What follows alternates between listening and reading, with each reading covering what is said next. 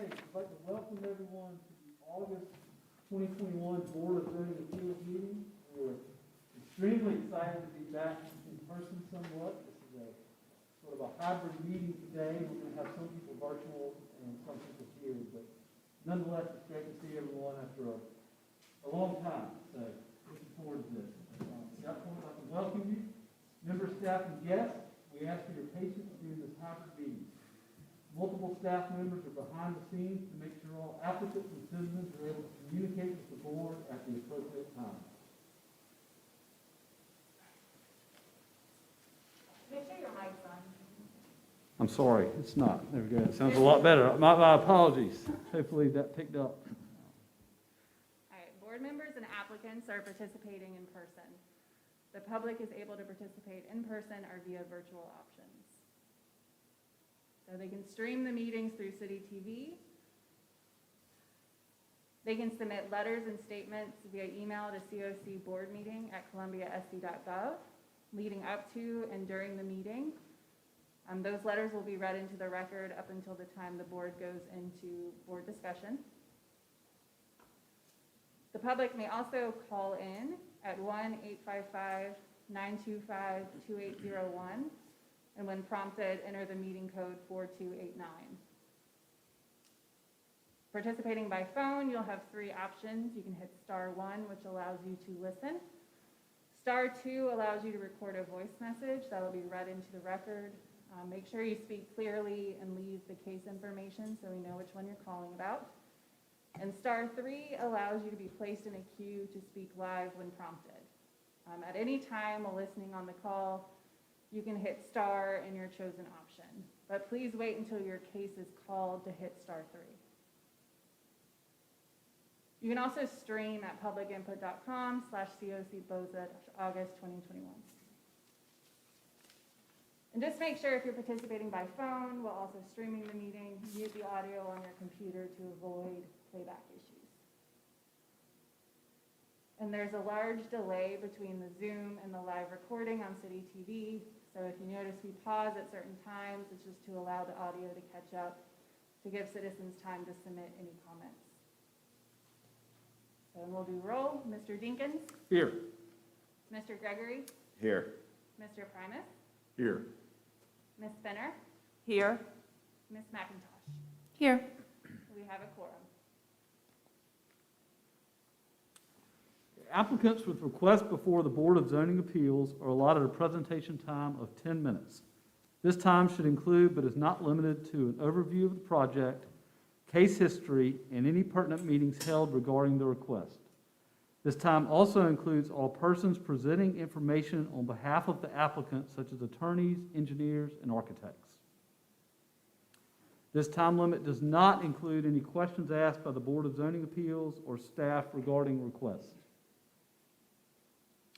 Any member of the general public may address the board at intervals of 3 minutes or 5 minutes if a spokesperson for an established body or a group of 3 or more. The applicant will then have 5 minutes for rebuttal. The board reserves the right to amend these procedures on a case-by-case basis. The board uses the consent agenda to approve non-controversial or routine matters by a single motion and vote. If a member of the board or the general public wishes to discuss an item that's on the consent agenda, that item will be removed and placed on the regular. The board then approves the remaining consent agenda items. The first matter on the consent agenda is the approval of the July 1st, 2021 minutes. Case 2021-0075 for 4800 Broad River Road. This is a special exception to permit a residential care facility for men.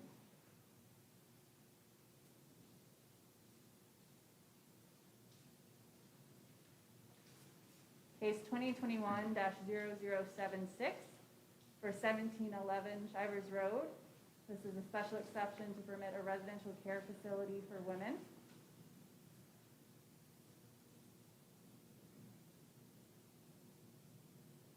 In case 2021-0077 for 1618 McFadden Street, this is a variance to the minimum front yard setback for a single-family dwelling.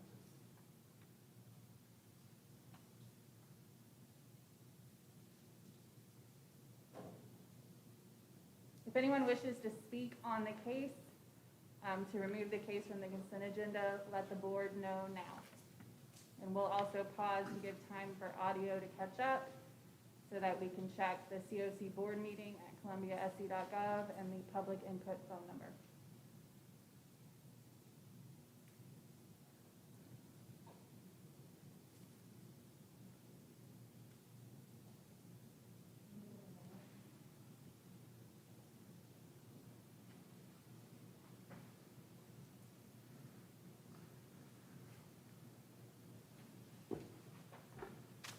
I'm not seeing any emails, and there are no callers. Okay, thank you. All right, I would like to ask for a motion regarding the consent agenda, please. I move that we approve the consent agenda, subject to staff comments. Second.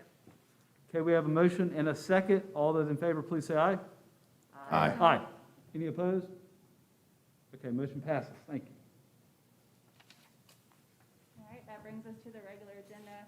And if anyone was here for the consent agenda, you're welcome to leave. You don't have to stay for the remainder of the meeting.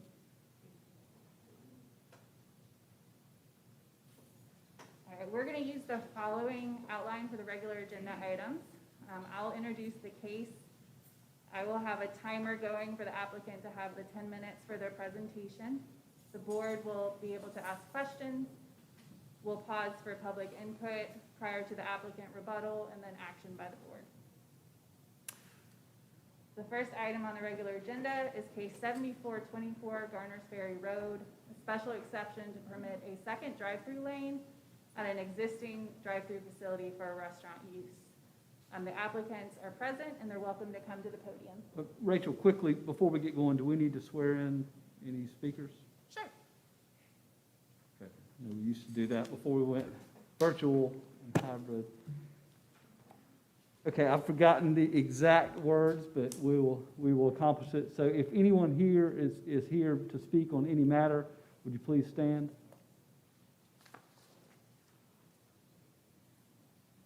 Okay. Do you swear to tell the truth and nothing but the truth? Okay, thank you. Good catch. All right, y'all are welcome to come up. Hey, good afternoon. My name is Ryan O'Donnell with Hill Foley Rossi and Associates. I'm here today representing Chick-fil-A Incorporated regarding the existing Chick-fil-A restaurant that we are trying to add a second drive-through lane located at 7424 Garners Ferry Road.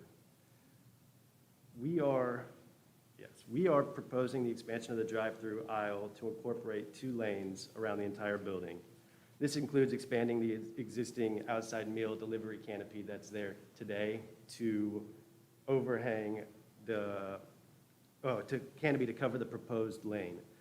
This will be done by taking the existing roof off the canopy now and putting columns directly adjacent to the ones there, and then putting a new roof over top, and just virtually expanding the lane out, or the canopy out to cover both lanes on that. Our scope of work does not change any traffic patterns on site. It also does not adjust any ingress-egress on site. Our intention is to reduce traffic buildup and increase safety for team members on site. Thank you. Okay, as you're aware, there's some specific criteria that we're asked to judge this request for special exception on. Yes, sir.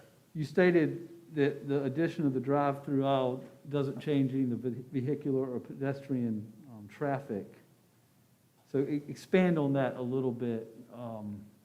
Seems to me the addition of an additional drive-through would somewhat impact the pedestrian traffic. So today, I guess I'll look up here. Today, the single lane has a through lane on the right side of it, and we are proposing to get rid of that through lane and put a second drive-through lane. However, it's still an entrance only and exit only on the same enter and drive exit. So, and we don't adjust any drive aisles coming in or out of the site.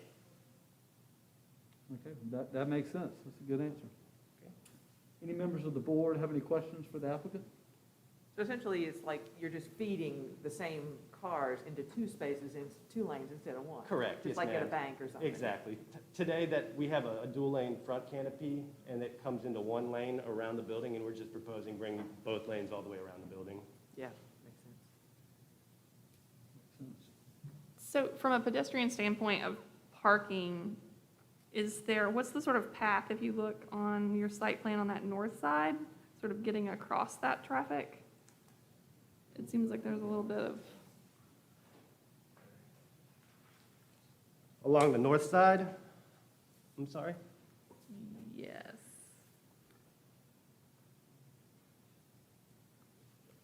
I'm sorry, could you repeat the question? I'm looking at it now. Sorry, if you're looking at that parking along the north, it looks like those people would have to get across now 2 lanes of people pulling out? 2 lanes of traffic? Yes. Yes, correct. So up there on the north lane on those 60-degree spaces, there will be 2 lanes, 2 drive-through lanes. But we've included a stop bar that stops them right there prior to both lanes exiting the drive-through pickup area. And they would sit there, they would wait there. Now, the cars parked up in that spot up there, they have enough room per code to get out, and with fire, there's the 20-foot lane right there to get out. Given a tight space that it is, it could take a second for cars to, if they're backed up far enough, to have to wait to get out. But we don't anticipate that much, having an increased car stack on the drive-through. We're hoping to reduce that issue. Okay.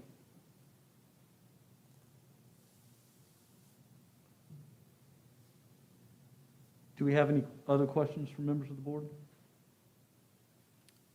What's Chick-fil-A going to do when the 2 lanes start not being enough?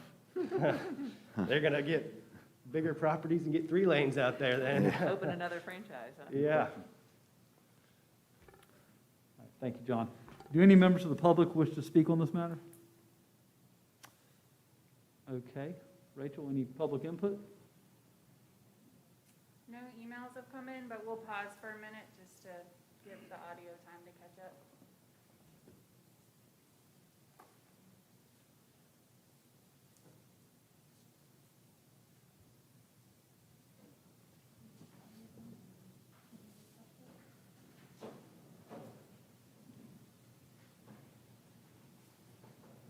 All right, there's no callers on the line. Okay. Do we have any board discussion regarding this matter? Anyone will talk about anything? Agreed.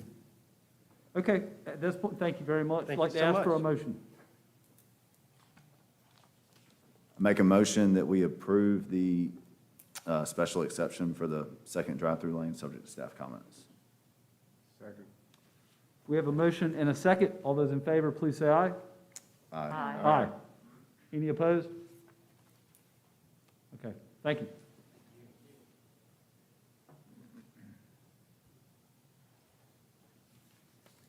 All right, the next case is 2021-0078 for 530 Devine Street.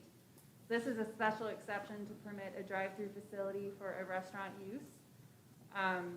The attorney for the applicants is actually on Zoom, so if she wants to unmute herself, she's welcome to begin when ready. Thank you, Rachel. Good afternoon, everyone. Certainly do appreciate having the option to participate remotely today. I am representing the Palmetto Pig Restaurant in their request for a special exception to add a drive-through pickup window to the restaurant. In the application, I used the phrase drive-through, but I do want to make it clear that this would simply be a pickup window that customers would not be ordering at this window. It would just be a drive-through. The Palmetto Pig Restaurant is, as you all probably know, you've probably eaten there. It is a barbecue restaurant down in the Vista near the Todd and Moore store and by the Palmetto Compress Apartments. The addition of this pickup window, as you can see, folks would come in off of Pulaski drive past the pickup window and then exit onto Devine Street. As it pertains to the criteria for the special exception, we don't believe that this is going to have any effect on the adjoining properties in terms of noise, light, fumes, odors, litter. Certainly wouldn't have any effect on the aesthetic character of the area because the pickup window already exists. It's just not in use currently. It would not contribute to a proliferation of pickup windows in the area. This is, kind of, there are not a whole lot of restaurants down there with pickup windows, so it's not going to cause a lot of these to happen. And this is currently zoned MX2, which permits a wide range of commercial, industrial, retail, university uses, and this use is consistent with that. Today, in person, you have Gene Antley, who is the owner of the Palmetto Pig Restaurant, and we also have Tony Shepard, who is the traffic engineer that has helped us work on developing a traffic plan for the proposed pickup window. So I'll turn it over to Mr. Antley to give you a little bit of background on his business, and then he'll turn it over to Mr. Shepard. And of course, feel free to ask any of us any questions at any time. Thank you. Good evening. My name is Gene Antley, and I opened the Palmetto Pig in 2002 of June. And we worked hard to build a business up until a couple of years ago when the COVID pandemic hit. And that basically changed everything. In other words, we had to close down for 2 months. And but what the COVID pandemic did was change the business model. Now more and more people are more likely to pick up food, call it in, or have a vendor deliver it to them. Obviously for safety precautions with the COVID and all that. And I'm dealing right now with DoorDash, Chow Now, Bite Squad, and several others. And I've even turned several down because we couldn't handle the coming in the front door, parking in the very few parking places I have, and entertaining my walk-in people to dine in. So we need a pickup one, and I strictly want to make a point of this. I don't want to order in one. I've been to Hardee's and I've been to McDonald's, and I can't understand the woman. And I'm sure some of you probably can't even understand me, but they couldn't understand me when I was ordering either. So that's out. We just want the folks, the customers who call the order in, and they do now, but they have to come in to pick it up unless they request us to come deliver it to their car. We put their name on the order, so this would make it easy for them to drive up and say that I'm coming to pick an order up for Mr. Sanders or Mr. Fogel or whatever. And then the vendors like DoorDash and Bite Squad and Chow Now, they can come through the drive-through, which would be more convenient for them, more efficient for us, and could handle it a lot better.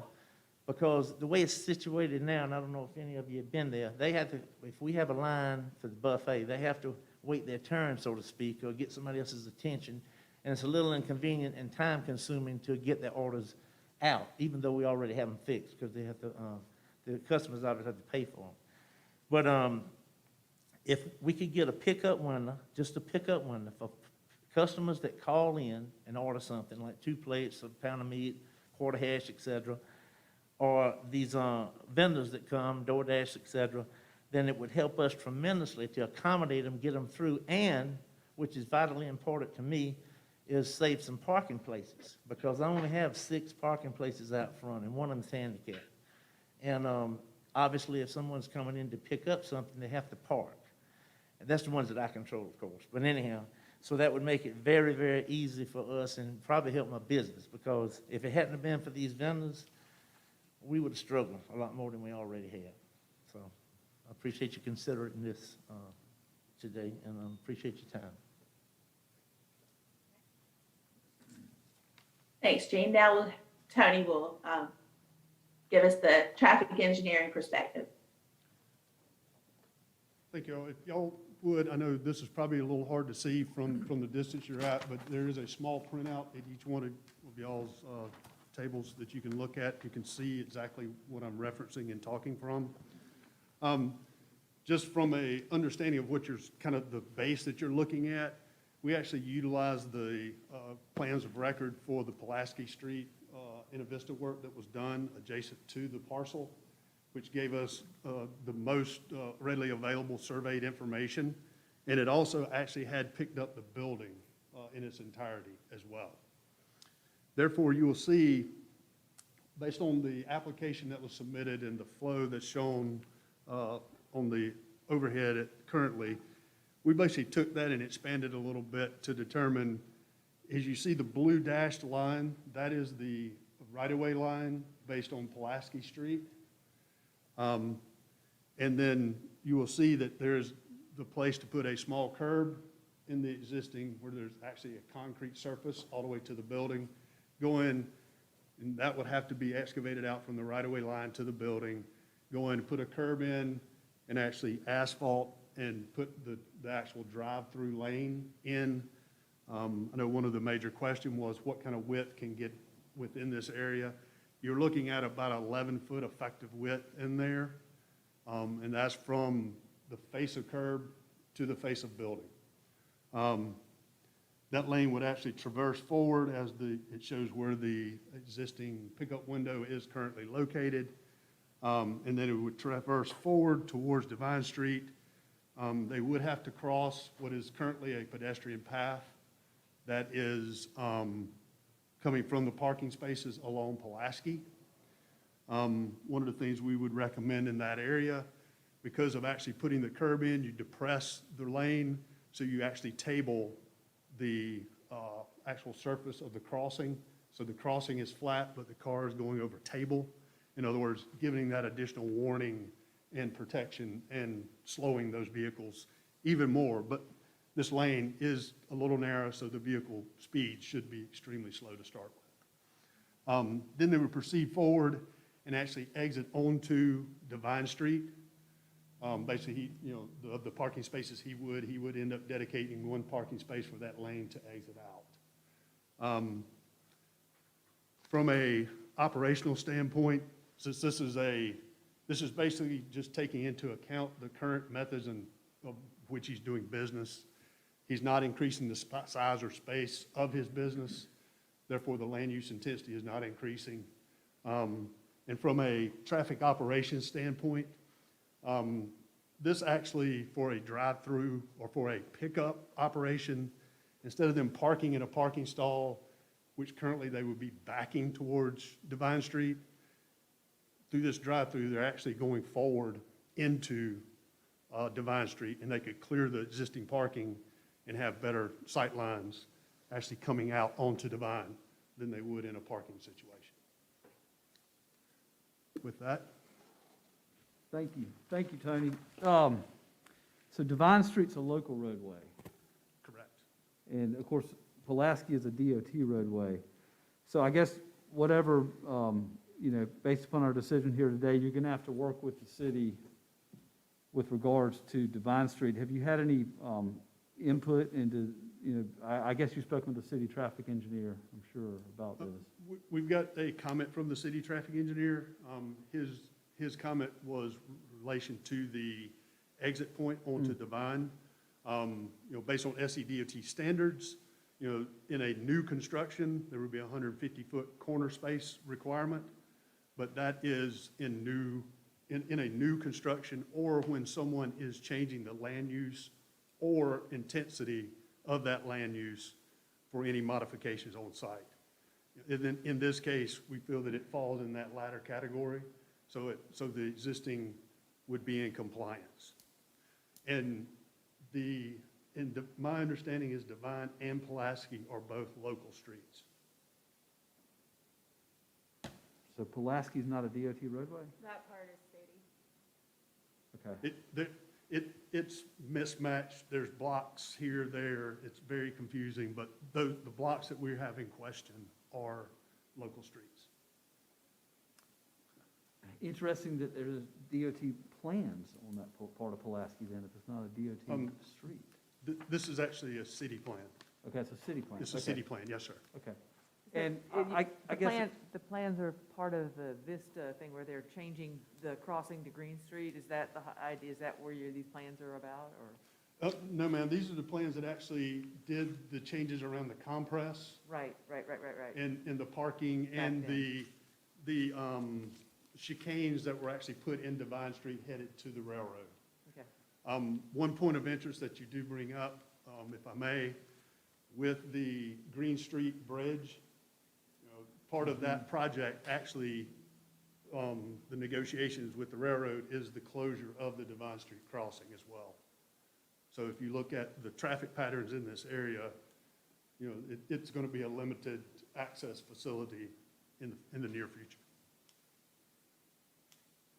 So the Palmetto Compress people then, who could previously have gone over the tracks, will no longer be able to and will now have to be going past you Correct. to get out, or, more or less. Okay. If their desired path is towards the university, you would anticipate they would come up Devine, turn on Pulaski, go to Green Yeah. to access back across. Yeah. I'm thinking they were heading to 5 Points. Half the time they probably headed over the tracks and then thought about it later, but yeah, okay. Yeah.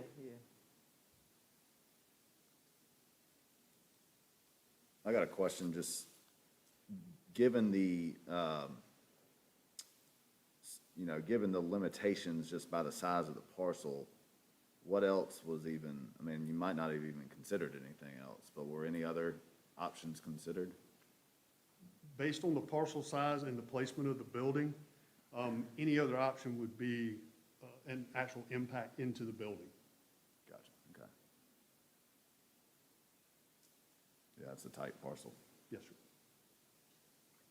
And I will say that pickup window already exists in the building, so that was the genesis for the idea to actually put that pickup window into use. So Tony, that left, if you're leaving the drive-through window and you're taking a left across traffic onto Devine, so close to Pulaski, you think that's okay? It's an existing maneuver being made today. There's no statistics showing that it's a problem today. Actually, the existing maneuver today has more conflict potential, because if you were in a parking stall that now this drive-through comes through, if you're wanting to make left, you're backing actually towards the crosswalk crossing Devine Street. With this one, everything is actually in front of you.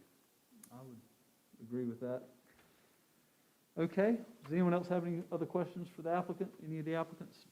Do you have any idea how long people would be idling at the window for a pickup? What's your turnaround on handing the orders over? Most people call them in. Right, Most people call their orders in advance, and we Right. tell them how long to be before they come pick them up. right, In other words, now we have a little iPad thing that the Bike Squad orders there, and you read it off, and they have a number when they pull up. But they usually 15 to 20 minutes, so it shouldn't be a problem. I don't want people backed up, and Right. I don't want anyone coming and ordering from the window. If anybody tries to do that, we can say, well, go find a parking place and come in front and order from the cashier. no, my concern is that rather than turning off their cars and going in, they're gonna be sitting there with the car running. How long are they gonna be sitting there with their car running until you hand them their order? I That- would- I don't- Approximately. I haven't experienced a drive up before, so of course, probably similar to McDonald's or something like that, maybe 1, 2, 3 minutes, according to how large the order was. But normally, we have it bagged up and ready to go, Okay, unless they come so early that, we don't have it ready yet. And then we could tell them, drive on back around or whatever we need Okay. to do. Okay. I guess I have a question about sort of the buffer zone between the sidewalk and the drive lane. That seems like a little bit of a harsh condition.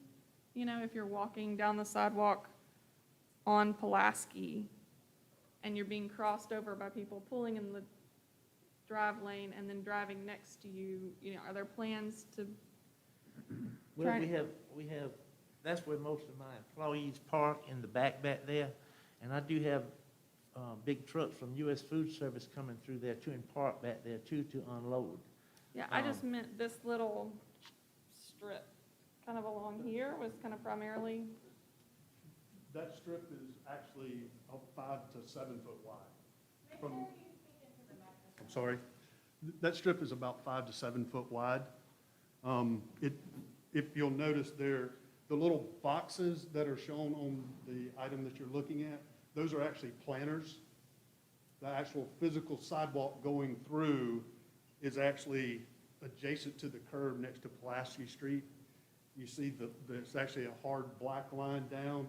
The side behind that has some concrete in it, but there's also planters in there as well. So that's not a physical continuous sidewalk through. Yeah, but they're pretty small. Tony, can you give an estimate of the distance between the curb and the start of the sidewalk proper? When you say curb, which curb are What you the, speaking what of? the proposed curbing on the outside of the pickup lane? The curbing that we propose to put in, the distance between that and the start of the sidewalk proper. I'm sorry, I'm. The distance I feel like we're in that 5 feet, I mean, based on the scale. It we're- looks we're- like, We're in that five. 5 to 7 range. I want to say it was 25 feet from the face of curb at the parking stalls to the building, and we're coming back 12, so that'd be 13 feet. Usually your sidewalk is in that 5 to 7 foot range, so you've still got almost 7 feet, 6 to 7 feet available between the edge of the continuous sidewalk and the curbing of where the lane starts. Well, if you look at the blacktop is 11 feet wide, assuming everything's drawn to scale, you're talking about more than 11 feet, it looks like, from the blacktop to where the dark asphalt starts up on Pulaski. There's around 13 to the back of the curb at the drive-through. Tony, is 11 feet typical for a drive aisle? Seems kind of wide to me. It's 11 feet, 11 to 12 feet is kind of normal. I mean, I've seen down to 10 in some operations.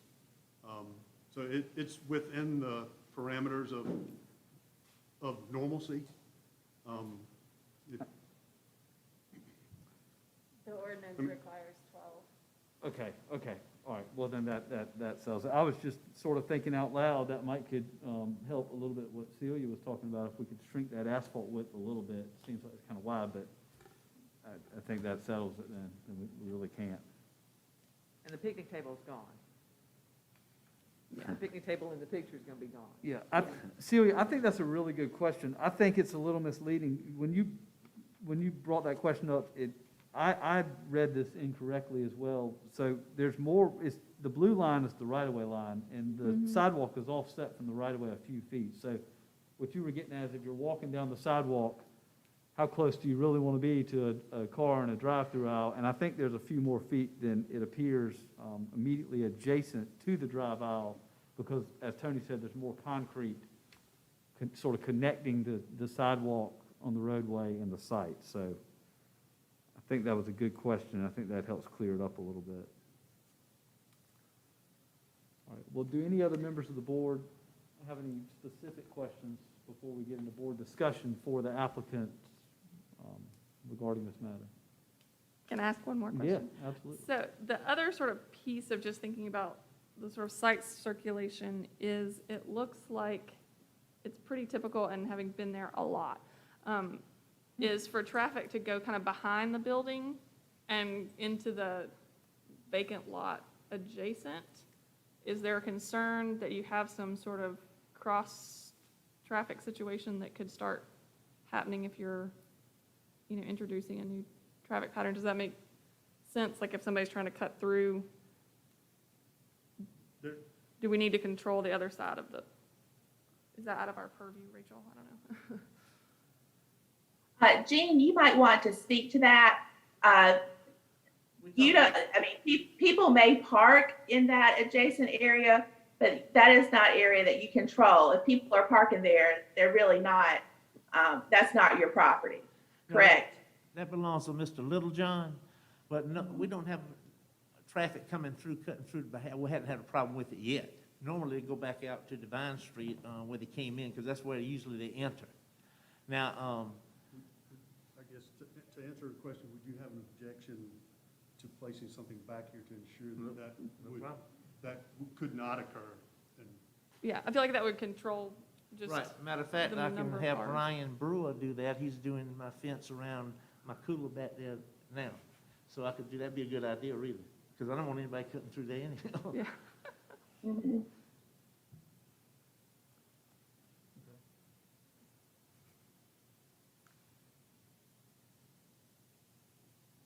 I'm out of questions. Okay.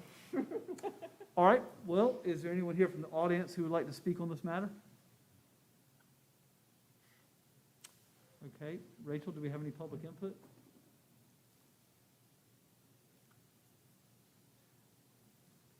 No emails.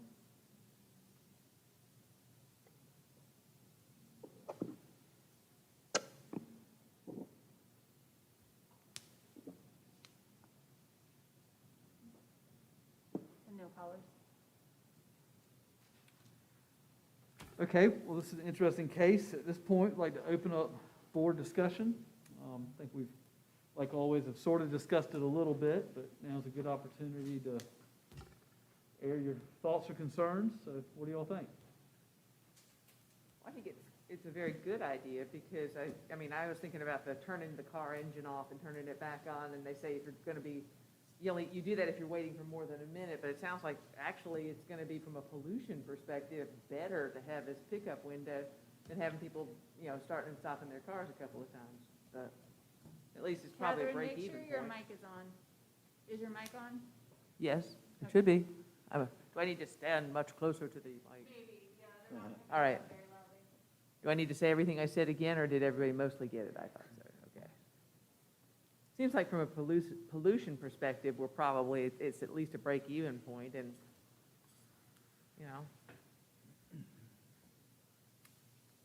I think Celia brought up some good points. I mean, that, getting some sort of barrier on that side there to prevent the cross traffic, I think that's a great idea. You just never know what you're gonna do when you change up a traffic flow. Having said that, I think, here we are approving Chick-fil-A for 2 drive-throughs. No, it's completely different, but here's a local business that's trying to survive from COVID, and I think it's a unique problem and a unique solution, just given the tight nature of the parcel. So I generally like the idea of it. Yeah, regarding COVID is certainly a lot better. I mean, you don't have to go in, you don't leave your car, so, I Yeah. mean, there's no argument there. I think it supports the business at any time. I mean, there's a lot of reasons why somebody might want to do a pickup rather than go on in and have to, leave the kids in the car or the Absolutely. dog or something like that. And this way you can just do it. You're supporting that business. You're able to process a lot more customers with less asphalt all the way around. And I don't think parking, traffic is just never going to be a problem back there, because it's just going to become even more of a backwater once Green Street gets cut, the Green Street goes through and Devine Street is closed off. Well, I think the idea is to increase pedestrian traffic, though, with the Green Street closure and Yeah, that's a true. lot of the development within the Innovista area really pushes pedestrian safety and, That whole, you're just one Just block for from the UG experience. there. It's like already such a pedestrian nightmare that I worry about it, but there are certainly people who walk there. I see people coming from the Amtrak walking around there and pulling their luggage and stuff like that. I mean, there's a large student apartment complex directly across the street Yep. as well. Yep. That's the only one of the criteria that's really even in question. I mean, they easily meet the rest. It's number one, the vehicular and pedestrian safety. That's the only one that gives me any pause here at all. And if, What is the lighting situation there? I don't really recall. I'm wondering if that's a concern. it's more of a lunch place, so I don't. They have those lamps all the way up and down Pulaski Street, the city installed Yeah. when they did the renovation. Uh-huh. So it's well lighted now, and I also have one behind my building on the pole Okay. that I paid for myself. Okay.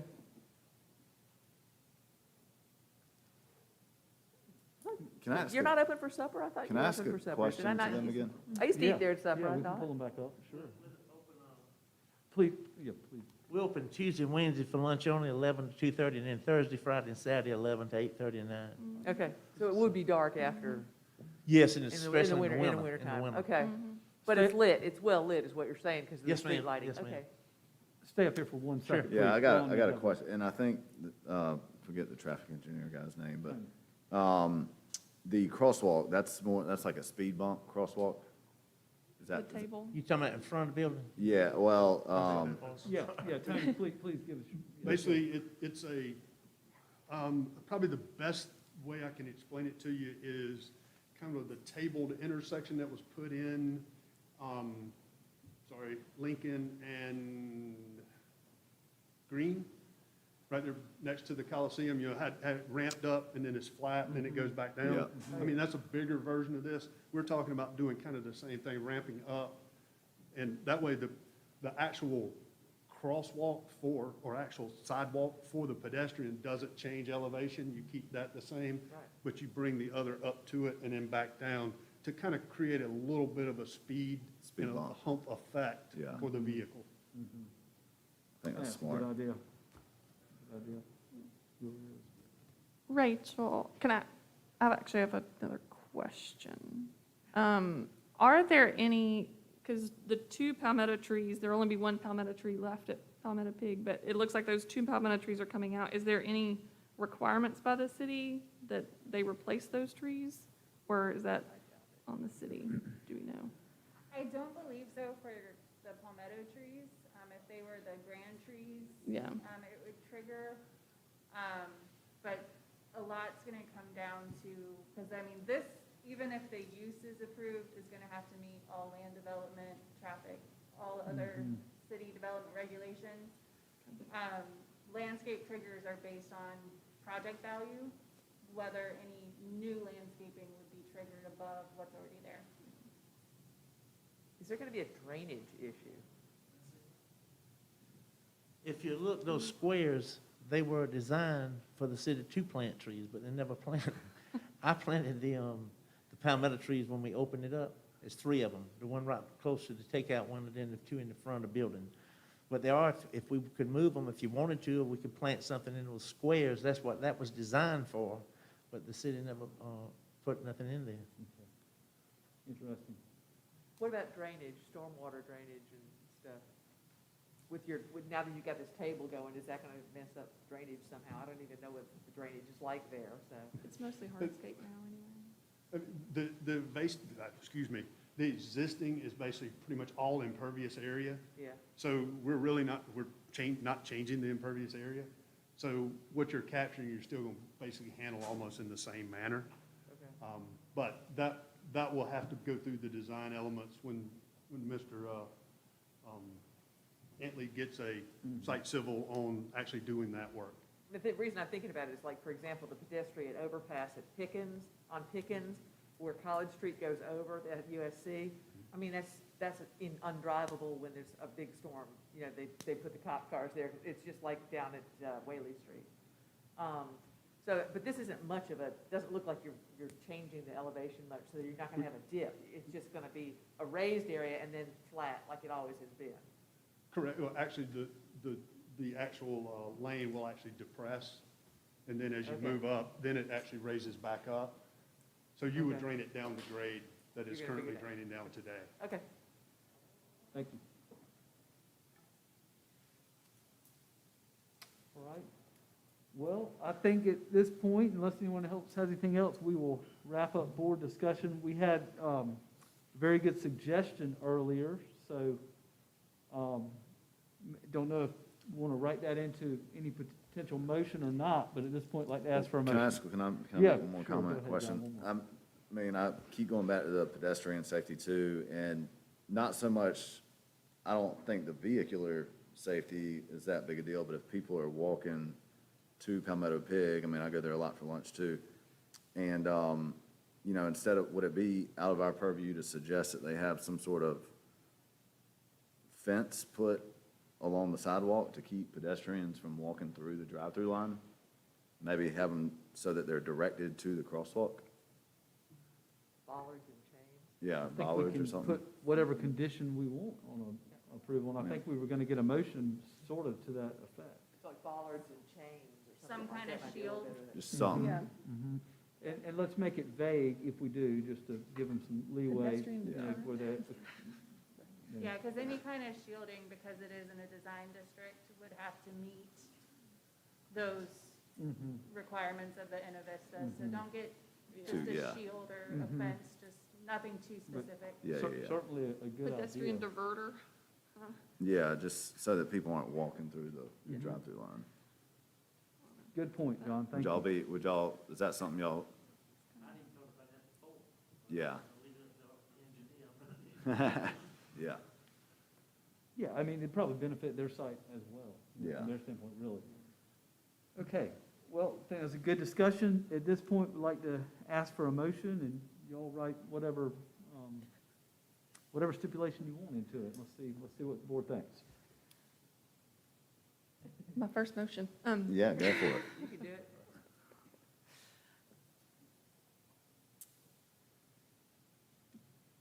Do we word it as an approve Subject with the, to, subject to Some sort of the barrier. inclusion of,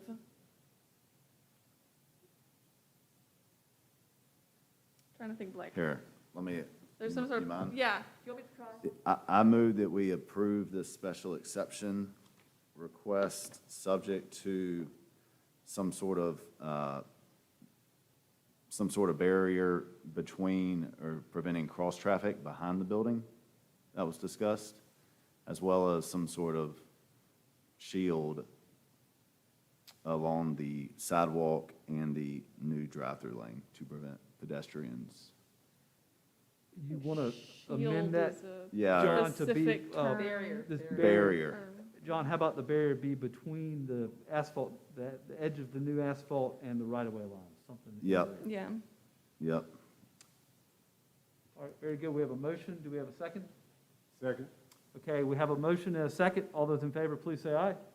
Aye. Aye. Any opposed? No. Okay, all right, thank you. Motion passes. Very good.